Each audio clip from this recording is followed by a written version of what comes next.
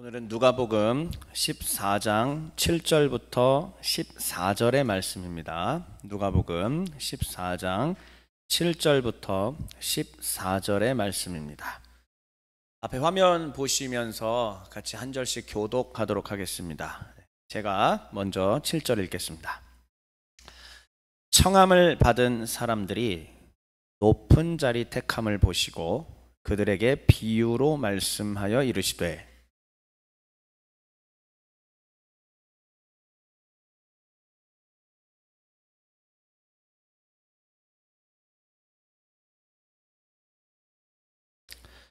너와 그를 청한 자가 와서 너더러 이 사람에게 자리를 내주라 하리니 그때에 네가 부끄러워 끝자리로 가게 되리라.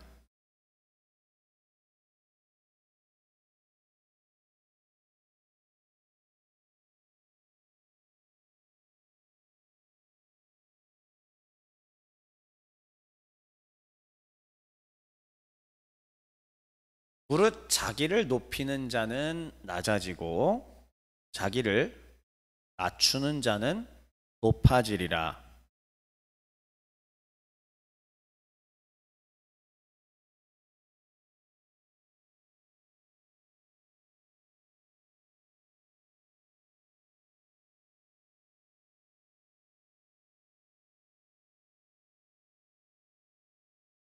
잔치를 베풀거든 차라리 가난한 자들과 몸 불편한 자들과 저는 자들과 맹인들을 청하라.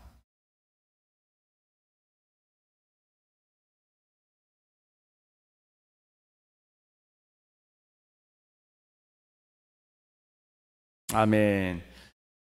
오늘의 제목은 낮은 자리입니다.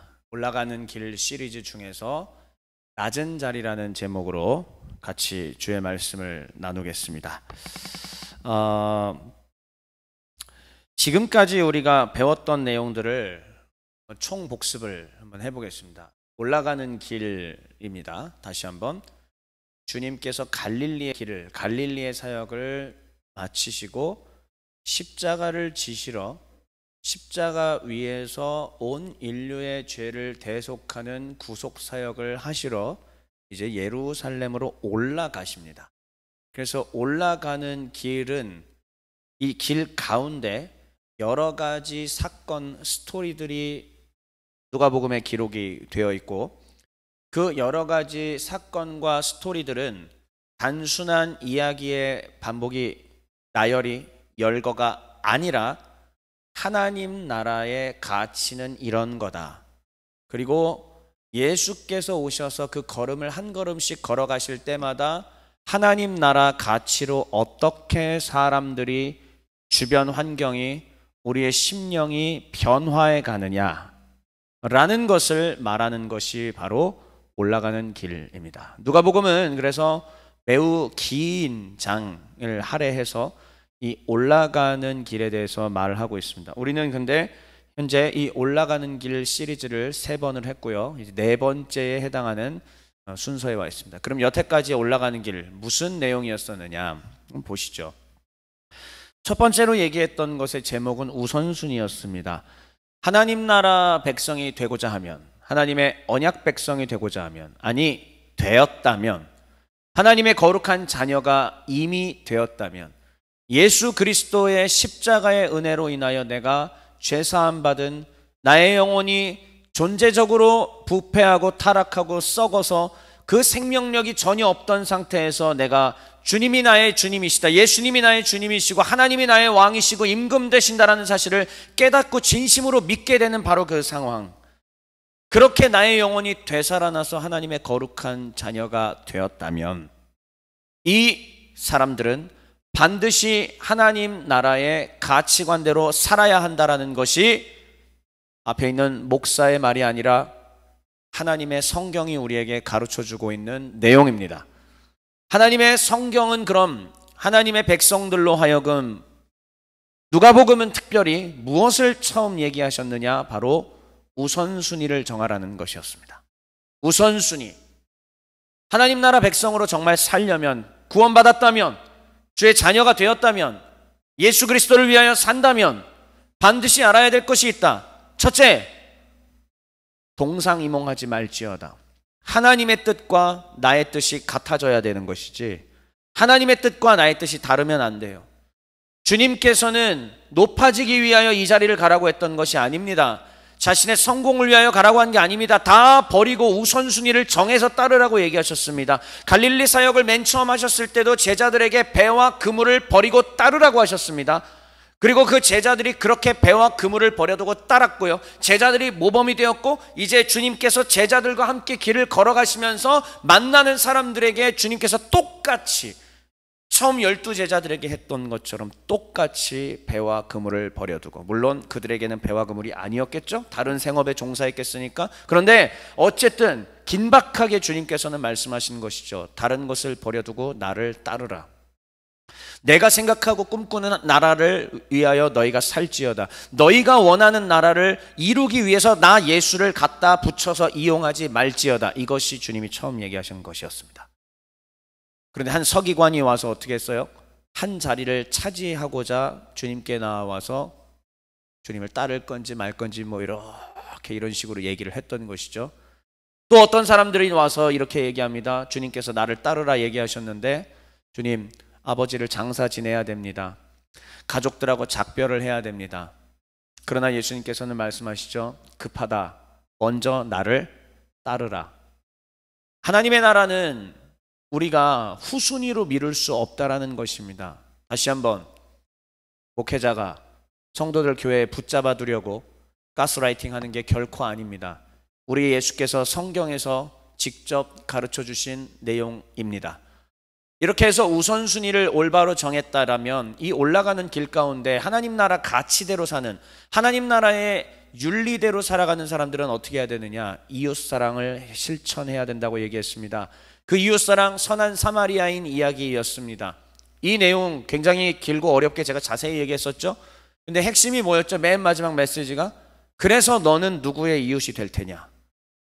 내 이웃을 내가 고르고 있다라는 것입니다. 내가 원하는 사람들만 이웃이 되었으면 하는 바람들이 있었죠. 그러나 주님께서는 그러면 안 된다고 얘기하시면서, 진짜 내 백성이라면 내가 지금 나의 필요를 느끼고 있는 사람들에게 어떻게 내가 이웃이 되어줄까 하는 것이 참된 주의 백성이라고 했던 것입니다.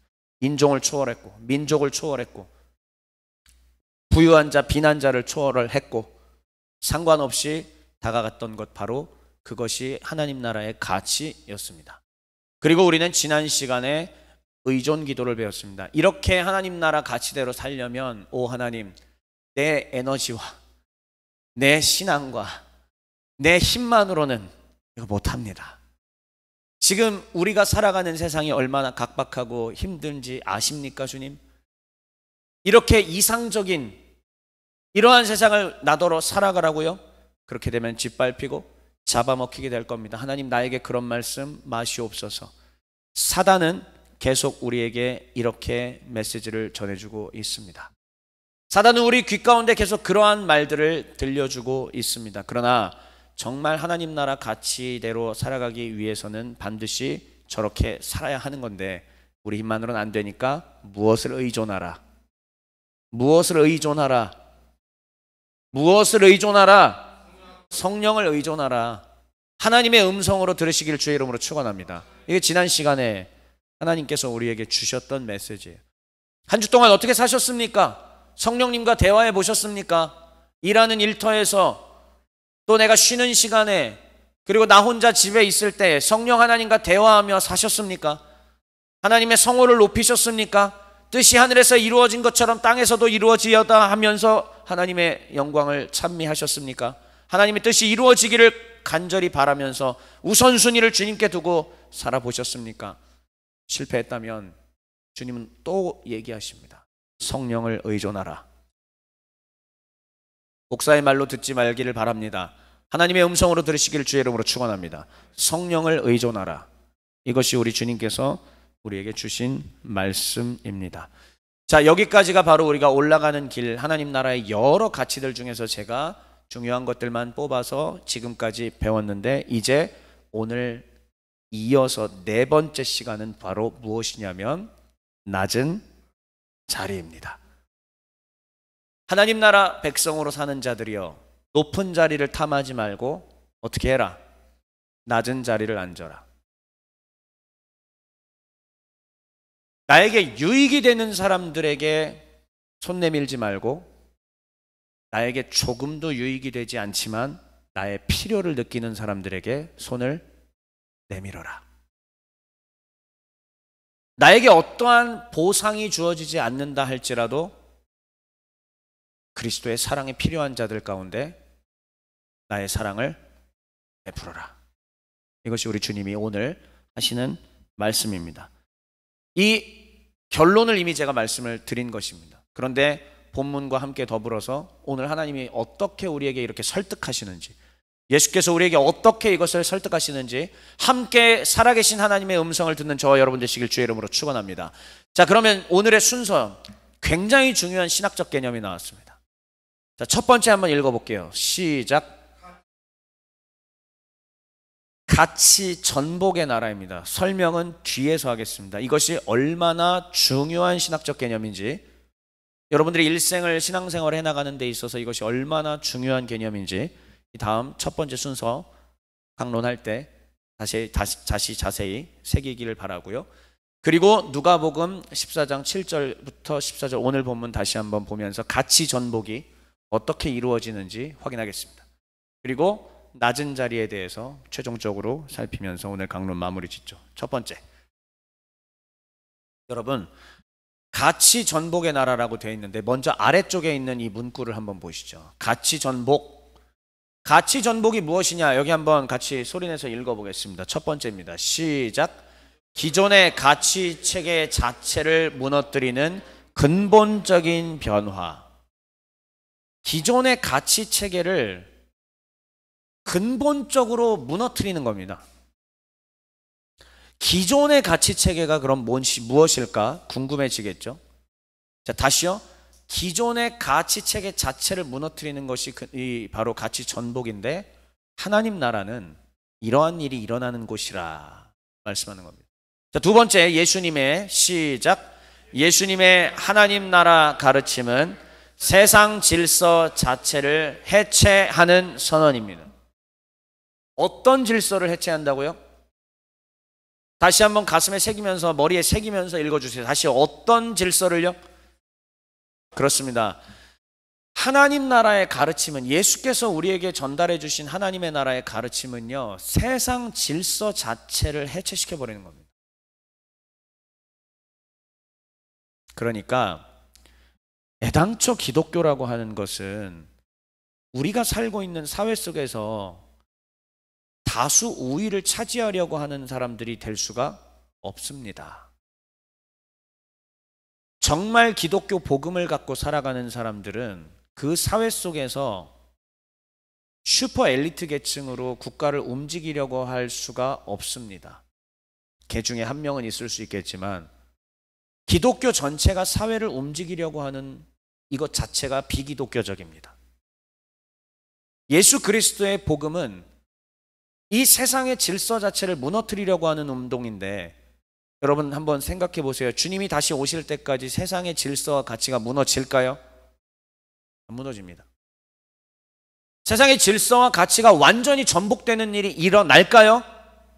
주님 다시 오실 때까지 그런 일은 일어나지 않습니다. 언제나 세상 힘이 더 강할 것이고, 언제나 이 힘이 더 압도적일 것이며, 언제나 그런 사람들이 더 압도적일 것입니다. 그러나 그 가운데 소금과 빛처럼 적은 양이지만 온 국을 짜게 만들고, 적은 양의 누룩이지만 온 빵을 부풀게 하는 것처럼 세상 속에서 그 소금의 역할과 누룩의 역할과 빛의 역할을 감당하는 것이 곧 하나님 나라인 것입니다. 소수일 거예요. 적을 거예요. 하지만 진짜 짠맛을 내는 집단일 것입니다. 만약에 세상과 동화되는 순간부터는 짠맛이 사라집니다.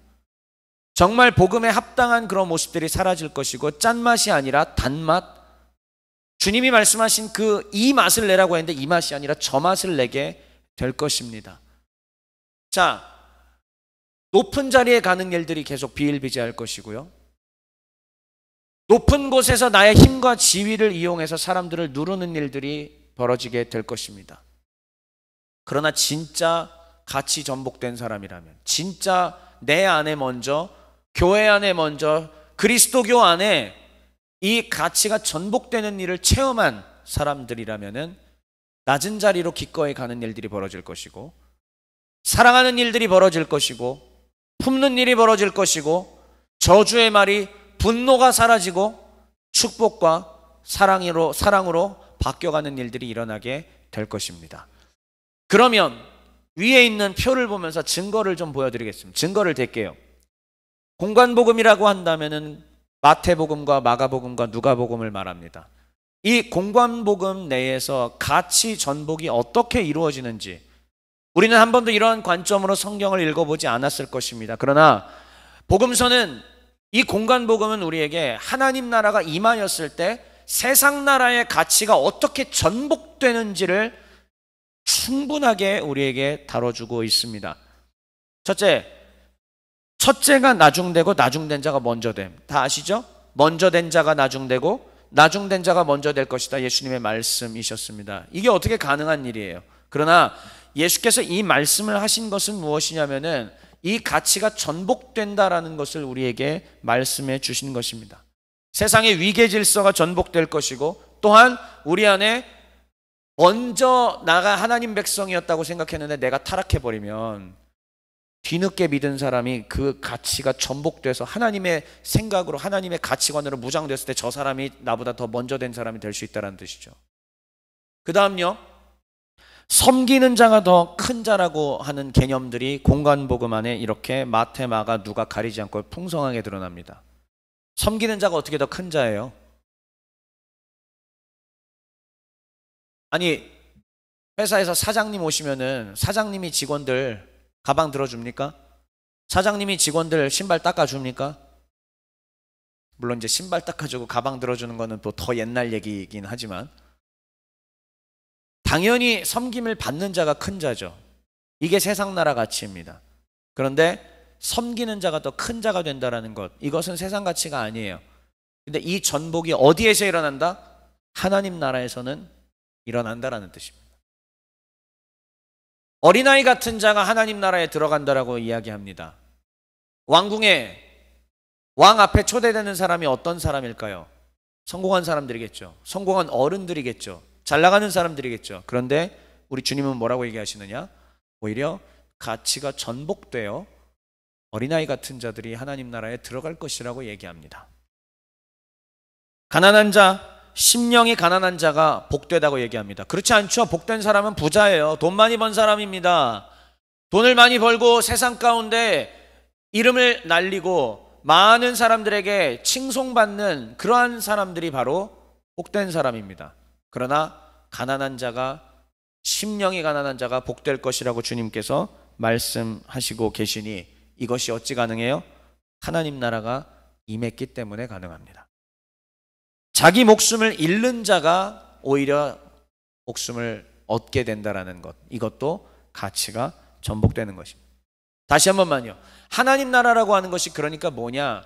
우리가 태어나서 자라온 대한민국이라는 사회, 또 어떤 사람은 저 인도네시아에 태어나서, 어떤 사람은 저 중국에 태어나서, 어떤 사람은 저 일본에 태어나서 그냥 자라서 그 사회 체제 속에서 살게 되겠죠. 지금 말한 나라뿐만이 아니라 전 세계 200여 국가들 모두를 다 해도 그 나라 가운데는 하나님의 나라의 정신이 들어있지 않습니다.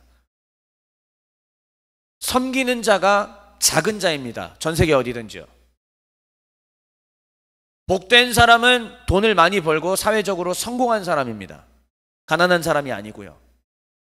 전 세계 어디에도 이런 일은 없습니다. 어느 나라에도 그러한 가치는 없습니다. 그러나 그러기 때문에 태어나서 자라는 동안 우리도 대한민국이라고 하는 나라에서 태어나서 자라면서 교육받으면서 모든 가치관은 다 어떻게 되어 있느냐? 세상 나라의 가치관으로 되어 있는 것이죠. 그러나 이게 어디서 역전이 일어난다? 하나님 나라가 그 사람에게 관통하고 들어가는 그 순간부터 이 일이 일어나는 겁니다. 자, 그렇다면 조금 더 자세히 누가복음에서는 이것을 어떻게 얘기하고 있는지 한번 볼게요. 자, 누가복음 왼쪽에 있는 열들을 보세요. 부자와 누가 부자냐? 누가 의인이냐? 누가 큰 자이냐? 누가 이웃이냐? 누가 지혜로운 자냐라는 이 질문에 대하여 세상 나라와 하나님의 나라는 전혀 다른 것들을 우리에게 얘기해 주고 있습니다. 세상 나라에서는 부자는 어떤 사람? 존경의 대상이죠. 그러나 하나님 나라에서 부자는 어떤 사람? 영적인 위기를 겪는 사람이라고 합니다. 부자가 나쁜 건 아니지만 부자가 그 부를 의존하는 순간, 우리가 지난주에 뭘 의존하라고 했어요? 성령을 의존하라고 했잖아요. 근데 내가 돈이 많아지고 부유해지는 순간 난 누구를 의존하지 않는다? 하나님 성령님을 의지하지 않습니다. 그러니까 그 사람에게 영적인 위기가 찾아오는 것이죠. 부자와 나사로 이야기가 바로 여기에 대한 근거입니다. 부자였던 사람과 거지였던 사람이 있는데 죽고 난 다음에 어떻게 돼요? 같이 완전히 자리가 전복되잖아요. 자, 누가 의인이냐라고 했을 때 세상 나라에서 이스라엘 기준으로든 누가 의인이냐면 종교 엘리트들, 바리새인과 사두개인들이 의인입니다. 그러나 하나님 나라에서는 누가 의인일까요? 겸손한 죄인입니다. 세리와 바리새인 이야기입니다. 기도하러 갔습니다. 성전에 기도하고 있는데 세리는 자기가 죄인이고 죄인이니까 사람들 보기에도 부끄럽고 하나님 보기에도 부끄러우니까 그저 고개를 숙이고 눈물만 흘리면서 하나님 하나님 하나님 이러고 있어요. 반면에 바리새인들은 어떻게 합니까? 이미 복장에서 바리새인 티가 납니다. 사두개인들도 복장에서 사두개인 티가 납니다. 그들이 멋진 옷을 입고 나서 성전에 와서 손을 높이 들고 사람들의 주목을 받으면서 기도할 때에 이 스토리를 통해서 주님께서는 뭘 가르쳐 주시느냐? 하나님이 누구의 기도를 받으시겠느냐? 오히려 죄인이지만 겸손하게 주님 나는 당신을 의존합니다 라고 하는 그 사람의 기도를 들으신다. 그게 바로 의인이다라는 얘기. 그러면 누가 큰 자인가? 세상 나라 기준으로는요, 힘과 명예와 권력을 갖고 위에서 누르는 자가 큰 자입니다. 그런데 하나님 나라에서는 누가 큰 자예요? 섬기는 자입니다. 완전히 전세 역전, 완전히 전화위복, 완전히 가치 전복입니다. 최후의 만찬 중에 예수님께서 바로 저 얘기를 짧게 2절 정도 하셨습니다. 자, 그러면 우리가 지지난 시간에 배웠던 이웃사랑, 누가복음에서 누가 우리의 이웃이냐라고 할 때 당시 이스라엘의 기준에서는, 세상 나라 기준에서는 누가 이웃이에요? 우리 민족만, 우리 유대인이든지 아니면 이방인이었지만 우리 유대교로 편입해 들어온 사람들만, 그들만 우리의 이웃이다라고 하는데 하나님 나라에서는 그게 달라졌습니다. 누가 이웃이에요? 원수마저도 이웃이다. 바로 선한 사마리아인 이야기가 이것을 우리에게 가르쳐주죠. 여러분 지금 계속 다가오고 있지 않습니까? 가치가 전복되는 일들이 지금 보이지 않습니까? 그리고 2025년을 살아가는 우리에게 하나님이 말씀하고 계시는 게 느껴지지 않습니까? 자, 지혜로운 건 어떤 게 지혜로운 거예요? 세상 나라의 지혜는요, 내가 지혜 막 쌓아서 나를 위해서 쌓는 것, 이게 바로 지혜로운 거죠. 그래야 내가 좋은 대학 가고, 그래야 내가 성공하고, 그래야 내가 좋은 직장에 들어가서 떵떵거리면서 살 수 있잖아요. 교회 아무리 다녀도 10년, 20년, 30년 평생 교회를 다녀도 이 사람은 어떤 사람인가? 세상 나라의 기준으로 사는 사람입니다. 그러나 하나님 나라의 지혜는 자기를 비우는 것이 지혜입니다. 어리석은 부자의 비유가 바로 이런 것들을 우리에게 가르쳐주고 있습니다. 자, 그러면 오늘 사실 할 얘기는 바로 이 가치 전복입니다. 누가복음 안에 이런 내용들이 풍성하게, 그리고 복음서 전체 안에서도 풍성하게 하나님의 나라가 임하면 가치 전복이 일어난다는 것, 기존의 체제가 완전히 허물어진다는 것을 우리에게 보여주고 있습니다. 그러면 본문을 통해서 이제 14장 7절부터 14절을 통해서 주님께서 친히 어떻게 얘기하시는지를 우리 다시 한번 주의 목소리를 들어보겠습니다. 자, 오늘 본문은 크게 2파트로 되어 있어요. 첫 번째는요, 내가 초대를 받을 때예요. 내가 초대를 받을 때에 어느 자리에 앉을 것인가의 부분입니다. 아까 이미 서로 낭독을 했다시피 높은 자리에 그리고 낮은 자리에 이 두 종류의 자리들이 있습니다. 그 중에 어디에 앉을 것인가를 선택하라는 것이죠. 이 스토리를 통해서 주님께서는 우리에게 뭘 말씀하실까요? 또 하나, 다음 본문은 내가 초대를 할 때입니다. 첫 번째는 초대를 받을 때고요. 두 번째는 초대를 할 때입니다. 누구를 부를 것인가를 집중해 보십시오. 그럼 주님의 목소리를 직접 듣겠습니다. 자, 7절 윗부분을 제가 읽을 테니까 8절, 9절을 여러분들이 읽어주십시오. 청함을 받은 사람들이, 즉 초대받은 사람입니다. 초대를 받은 사람들이 높은 자리를 택하는 것을 보시고 그들에게 비유로 말씀하여 주님께서 이렇게 말씀하십니다.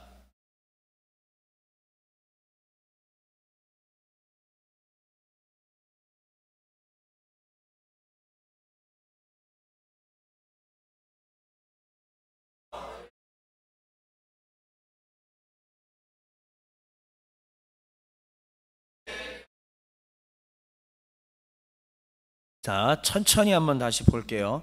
내가 지금 초대를 받아서 어디를 갔는데, 자, 이 당시 문화에서는요, 높은 사람은 높은 자리에 앉고 낮은 사람은 낮은 자리에 앉게 됩니다.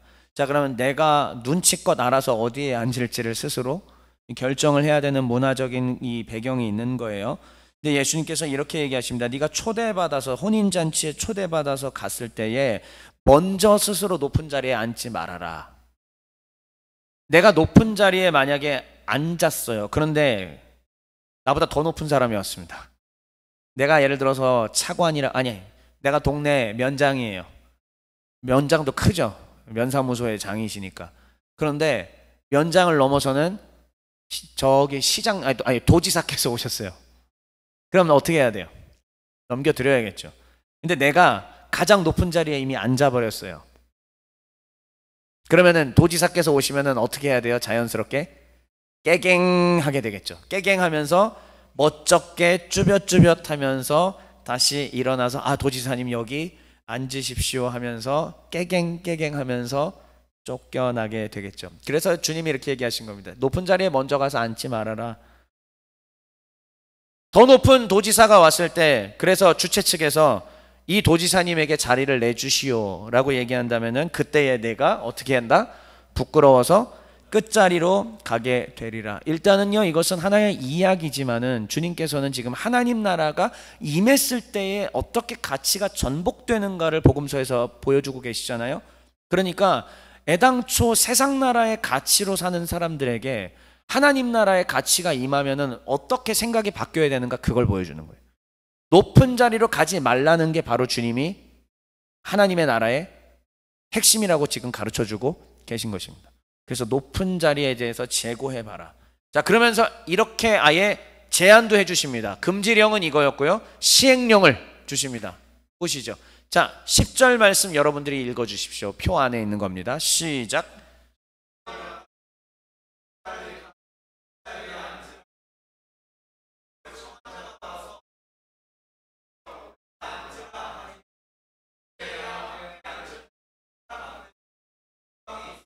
네. 처음부터 자기 자신의 태도를 어떻게 하라? 끝자리 가서 앉아라. 끝자리 가서 앉으라는 얘기는 처음부터 자기 태도를 어떻게 하라는 얘기죠? 낮추라는 얘기죠. 그렇죠. 그러면 초대한 주최 측에서 와서 아이고 왜 여기 앉아 계십니까? 올라와서 여기 높은 자리에 앉으시지요 라고 나를 높여줄 수도 있지 않습니까? 자기가 먼저 낮췄을 때에 우리 하나님께서도 이런 식으로 높여주신다. 이게 하나님 나라의 가치다. 그러니까 더욱더 하나님을 사랑하면 할수록, 하나님을 깊이 만나면 만날수록, 내가 신앙생활이 조금 더 깊어졌다라고 생각되면 될수록 어떻게 해야 된다? 낮은 자리 가는 거예요. 내가 기도를 많이 했어요. 성령의 은사를 받아서 막 어떤 사람들은 때로는 환상을 볼 수도 있고, 어떤 사람들은 진짜 재밌는 말로 장풍을 쏠 수도 있고, 어떤 사람들은 뭐 방언 통변을 할 수도 있고, 대단한 일들이 일어날 수도 있습니다. 자, 그래서 그렇게 해서 신앙이 더 대단한 일들이 일어나면 그럴수록 어떻게 하라? 낮은 자리로 가라는 얘기. 그럴수록 청소하셔야 됩니다, 교회에서. 그럴수록 굳은 일을 하시는 거예요. 그럴수록 남이 알아주지 않는 곳에서 보이지 않는 일들을 하는 것입니다. 하나님이 다 보고 계십니다. 하나님이 인정하십니다. 직장에서도 마찬가지입니다. 모두가 하기 싫어하는 일을 내가 이걸 왜 해? 내 월급은 이만큼이니까 이 정도만 일할 거야. 이게 아니에요. 내 월급은 이 정도니까, 나의 가치는 이 정도니까 요 수준만 일할 거야. 예, 이게 세상 나라의 가치입니다. 그럼 하나님 나라의 가치는 뭘까요? 나에게 이만큼의 월급을 주신 분도 하나님이시오. 나를 이 회사에 다니게 하신 분도 하나님이시오. 나를 이 사람들을 만나게 하신 분도 하나님이시오. 그러므로 나는 이곳에서 주 예수 그리스도의 복음을 전하며 빛과 소금이 되리라. 하나님, 남이 원치 않은 일까지도 먼저 나서서 하겠습니다. 여러분들이 아시다시피 저는 어린 시절부터 하나님 부름받아서 저는 사역의 길을 했기 때문에 사실상 사회생활이라는 거는 거의 없습니다. 그래서 그나마도 제가 몸이 안 좋으니까 군대 대신에 제가 공익근무요원으로 제가 장애인 보호작업시설에서 2년 동안 정말 그때 참 육체 노동 많이 하면서 굳은 일들을 이제 많이 했어요. 그런데 그리스도를 믿는다는 이유로 굉장히 제가 많은 핍박을 받았습니다. 예수 그리스도를 믿는다라는 이유로 그곳에서 많은 조리돌림을 당하기도 했습니다. 이해가 안 되시겠지만 자세한 얘기는 안 할 거니까. 자, 그런데 제가 가장 선임이기도 했고 제가 나이도 많기도 했는데도 불구하고 저는 어떻게 되느냐? 멸시를 당하고 천대를 당하고 짬도 제가 직접 다 처리를 해야 됐고 그 다음에 가장 더럽고 이런 일들을 다 제가 담당해야만 했습니다. 자, 그랬을 때에 저는 어떻게 했는지 아세요? 20대 중반이었지 않습니까? 딱 그때 하나님, 몸은 힘들지만 이것이 내게 주신 일이요. 지금 이 상황을 주신 분도 하나님이시오니 내가 악을 악으로 갚지 않고 욕을 욕으로 갚지 않고 도리어 복을 빌며 이곳 가운데 하나님의 나라가 임하기를 소원합니다. 했어요. 그래서 기꺼이 자판기 가서 매번마다 커피 찌꺼기, 관에다가 커피 찌꺼기 쌓여있는 거 손으로 넣어서 매일 맨손으로 다 하고 쓰레기물이 흐르는 그 봉지를 몸에 매일 묻혀가면서 씻고 그리고 떼약볕 가운데 쓰레기 줍는 일들을 기꺼이 하고 아무도 하기 싫어하는 것들 몰래 제가 그런 일들을 했습니다. 알아달라고 여러분들한테 하는 얘기 아닙니다. 근데 우리 성도들이 이제는 이 본문 앞에서는 이 사실을 아셔야 됩니다. 하나님은 저를 20대 어린 나이부터 그렇게 훈련시키셨어요. 제가 그렇게 하고 싶어서 했겠습니까? 높임 받고 싶죠. 사람들이 다 박수 쳐주면 좋겠고 내가 높은 자리에 올라가서 떵떵거리고 싶죠. 그러나 그게 하나님 나라 가치가 아니라는 것을 버젓이 성경이 살아서 계속 내 앞에서 움직이시는데 거룩하신 성령께서 내 앞에서 말씀으로 계속 움직이시는데 내가 반응을 안 할 수가 있겠습니까? 그래서 저는 가장 굳은 일, 가장 더러운 일 항상 했습니다. 신학대학원 가서도 동일했습니다. 아무도 보지 않을 때, 항상 아무도 안 볼 때 욕실 청소, 화장실 청소 몰래 했습니다. 바닥에 쓰레기가 떨어져 있으면은 남들이 볼 때는 안 치우고 아무도 보지 않을 때 치웠습니다. 왜요? 주님이 그렇게 하라고 하셨으니까. 여기서 누가 나 이렇게 선행하는 거를 보고 해주면은 내가 빵 터지면서 박수 받겠지. 왜 그런 마음이 안 생겼겠습니까? 생기죠. 그러나 그래서 더더욱 아무도 보지 않는 곳에서 그런 일들을 했습니다. 그랬을 때 하나님은 그 오랜 세월, 10여 년의 세월 동안 저를 그렇게 빚으시고 이게 몸에 배게 하시고 말씀을 연구하는 정말 성경의 사역자가 되면서 더더욱 하나님께서 깨닫게 하셨습니다. 잘했다. 내 아들아, 그게 하나님 나라 제자가 걸어가는 길이다. 잘 훈련받았다. 이제 너가 그렇게 훈련받은 만큼 앞으로 너를 통하여 만나는 성도들, 내 양을, 성도들이 제 양이 아니에요. 여러분들은 누구의 양? 우리 하나님의 양입니다. 저는 하나님의 양인 여러분들을 대리로 임시로 제가 맡아서 돌볼 뿐인 거지 엄격하게 소유권은 저분에게 있습니다. 근데 주님께서 저에게 명령하신 거죠. 내 양을 너도 이와 같이 먹여라. 이와 같이 하게 하라. 이와 같이 살게 하라. 내 나라 가치로 전복되게 하라. 이것이 주께서 저에게 명령하신 겁니다. 저는 주 앞에서 실천할 수밖에 없습니다. 11절 말씀 한번 읽어볼까요? 시작. 무릇 자기를 높이는 자는 낮아지고 자기를 낮추는 자는 높아지리라. 이것이 하나님의 나라의 가치관입니다. 자, 그렇다면 지금까지는 내가 초대를 받았을 때잖아요. 근데 아까 두 번째가 있다고 했죠. 초대를 할 때입니다. 좋아요. 자, 12절, 13절, 14절입니다. 자, 또 자기를 청한 자에게 이르시되. 자, 금지와 이유 부분까지만 먼저 여러분들이 읽겠습니다. 시작.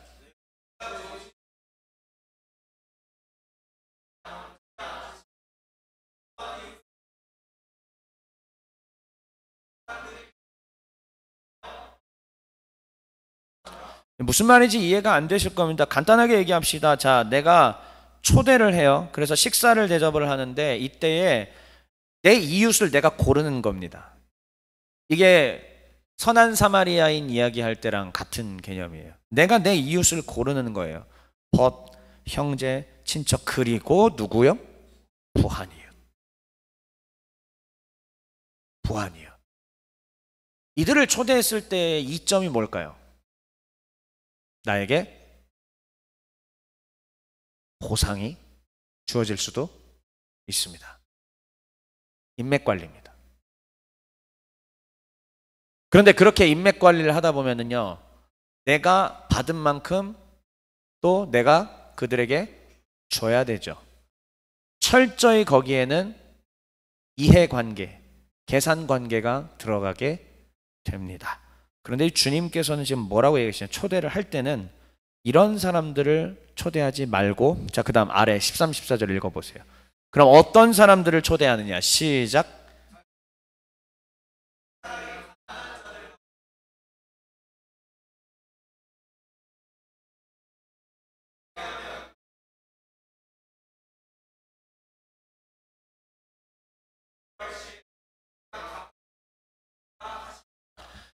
하나님 나라 가치 전복 중에서 초대할 때입니다. 자, 세상 나라의 방식은 이런 것이죠. 내가 이만큼 줬으니 나도 이만큼 받겠지. 이해관계를 따지는 것이죠. 또 하나, 역시 인맥이 보험 아니겠어? 예, 우리의 SNS에는 다 이런 글들입니다. 틀리지 않습니다. 인맥이 보험이 맞기는 합니다. 그러나 그 인맥이 보험이라는 게 진심으로 겸손하게 섬기면서 얻어지는 인맥이 아니라 철저히 나의 이해관계를 위해서 만들어내는 인맥관계들이 너무 많지 않을까요? 오늘날 수많은 그리스도인들도 똑같이 SNS에서 서로 팔로우를 하고 서로 친구가 되고 이렇게 해나가면서 무엇을 원하고 요구합니까? 왜 그렇게 하려고 하는 것이죠? 이걸 통해서 뭘 얻으려고요? 그 관심과 그 좋아요 한번 꾹 눌러주는 것을 통해서 뭘 얻고자 하는 것입니까?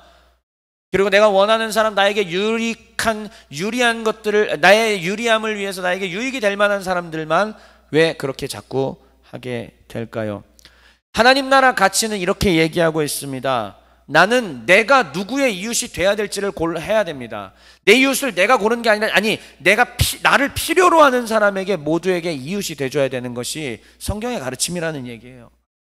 지금 강도 만난 사람은요, 내가 강도 만난 사람을 내 이웃으로 선택할지 말지 그걸 고를 때가 아니에요. 강도 만난 사람은 어떻게 해야 돼요? 무조건 내가 이웃이 되셔야 돼요. 지금 이 사람은 나 없으면 안 되거든요. 내 눈에 띄었잖아요. 그들은 내가 필요한 겁니다. 나는 그들에게 베풀어야만 합니다. 이 땅에서 아무런 보상이 없더라도 괜찮습니다. 왜요? 하나님이 내 기업이 되시니까요. 초대할 때 어떤 사람을 초대하라고 합니까? 가난한 자, 불편한 자, 저는 자, 맹인들을 청하랍니다. 이 사람들 백날, 첫날, 100명, 1000명 초대해봤자 나한테 오는 거 없어요. 이 사람들 초대해서 나에게 유익되는 거 없습니다. 만약에 여러분들이 결혼식에 누군가를 초대하는데 어느 장애인 단체에서 많은 장애인들 100명을 초대했다고 합시다. 그들이 축의금 낼 것 같아요? 그들이 이 잔치에 나에게 도움이 되겠습니까? 뷔페 먹기만 할 거 아닙니까? 인원수, 머릿수 하나하나 다 들어갈 거 아닙니까? 나에게 도움은 하나도 안 될 거 아닙니까?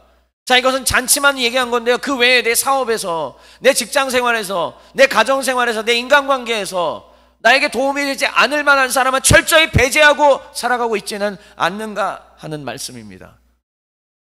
우리 주님께서는요, 그게 바로 세상 나라의 가치라는 거예요. 세상 나라의 가치관으로 물들어 있을 때는요, 이러한 생각들이 계속 올라오게 되고, 이러한 사고방식으로 내가 분노가 일어나게 되고, 내가 욕을 하게 되고, 그리고 내가 그런 선택을 해버린다는 것입니다. 여러분은 지금 어느 나라의 가치를 갖고 있습니까? 하나님이 지금 묻고 계십니다. 어느 나라의 가치가 지금 내 안에 몇 %나 차지하고 있어요, 지금?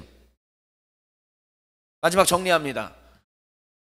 낮은 자리, 이것이 오늘 제목입니다. 낮은 자리는 결국 가치 전복 현상이 일어날 때에 가게 되는 곳입니다. 가치 전복 현상이 일어나지 않게 되면은 그곳으로 가지 않을 것입니다. 여러분, 하나님 앞에 오늘 간구하십시오. 하나님 나라 가치 전복이 내 안에 일어나게 하여 주옵소서. 내 안에 완전히 하나님의 나라로 가치로 다 전복되어서 세상 나라 가치가 다 떠나게 하여 주옵소서.